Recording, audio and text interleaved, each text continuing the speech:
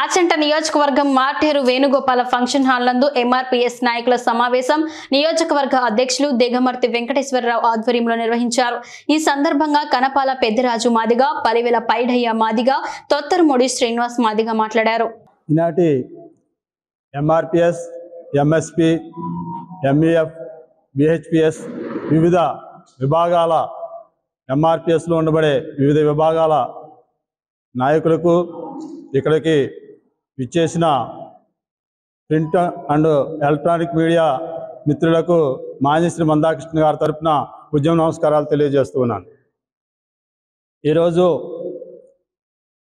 గౌరవనీయులు ఆంధ్రప్రదేశ్ ముఖ్యమంత్రి జగన్మోహన్ రెడ్డి గారు మాదిగల మీద ఆయన చిన్న చూపు చూడటం చాలా బాధాకరంగా ఉంది। ఎందుకంటే ఆయన 2019లో ఈ ఎలక్షన్కి 29 సీట్లు ఎస్సీలకి రిజర్వేషన్ అయితే అందులో 9 సీట్లు మాత్రమే మాదిగలకు కేటాయించి 20 సీట్లు మా సోదరులకు కేటాయించడం అది మాకు చాలా బాధాకరంగా ఉంది।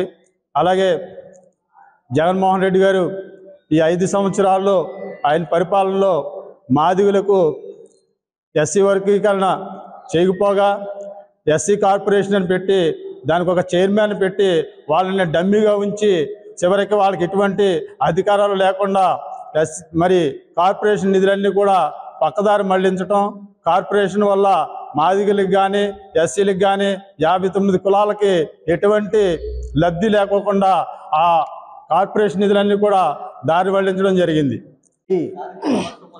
ఎంఆర్పీఎస్, ఎంఎస్పీ, బిహెచ్పిఎస్, ఎంఈఎఫ్ అనుబంధ సంఘాల నాయకులకి రక్షణ తెలుపుకుంటూ, అదేవిధంగా ఈ సమావేశానికి ప్రెస్ మీట్ వచ్చినటువంటి మీడియా మిత్రులకు మరియు ప్రింట్ మీడియా వారికి, ఎలక్ట్రానిక్ మీడియా వారికి మరొకసారి మాన్యశ్రీ మందకృష్ణ మాదిగ తరపున ఉద్యమ నమస్కారాలు। ఈరోజు ఈ ప్రెస్ మీట్ కారణం ఏంటంటే, ఇప్పటికీ 1994లో స్టార్ట్ అయిన ఎంఆర్పీ ఉద్యమం ఏబీజీ కేటగిరీ చేయాలని చెప్పేసి ఆనాడు మాన్యశ్రీ మందకృష్ణ మాదిగ గారు ఈదుమూల నాడు నుంచి ఈనాటి వరకు అనేక రకమైన ఉద్యమాలు ఆటుబడులకు తలొగ్గి ఈలోని ఉద్యమం చేయడం జరుగుతుంది। అదేవిధంగా ఆయన ఈనాటి వరకు కూడా ఎన్నో రాజకీయ పార్టీలు ఎస్సీ వర్గానికి సమన్యాయమని చెప్పేసి, ఖచ్చితంగా ఎస్సీ వర్గానికి జరగాలని చెప్పేసి అన్ని రాజకీయ పార్టీలు కూడా ఎస్సీ వర్గానికి మద్దతు ఇవ్వడం జరిగింది। అదే రీతిలో అదే ప్రతిపక్షం ఉన్న ఈ ప్రభుత్వం, జగన్మోహన్ రెడ్డి ప్రభుత్వం కూడా ఆనాడు ప్రతిపక్షం ఉండగా ఎస్సీ వర్గం చేయాలని చెప్పేసి ఎంపీగా ఉన్న జగన్మోహన్ రెడ్డి గారు హామీ ఇవ్వడం కూడా జరిగింది। ఆనాడు ఎంపీగా ఉన్నప్పుడు కూడా మా అన్నగారితో కలిసి ఒక లెటర్ ఇవ్వడం కూడా జరిగింది। అయినప్పుడు ఆనాడు ప్రతిపక్షం ఉన్న ముఖ్యమంత్రి గారు ఈనాడు అధికారంలో వచ్చిన తర్వాత ఈనాడు అధికారంలో వచ్చిన 5 సంవత్సరాల్లో కూడా ఒక్క రోజు కూడా ఎస్ వర్గాన్ని మాట్లాడడం కోసం చాలా దుర్మార్గం సరైనని చెప్పేసి ఖండిస్తున్నాను।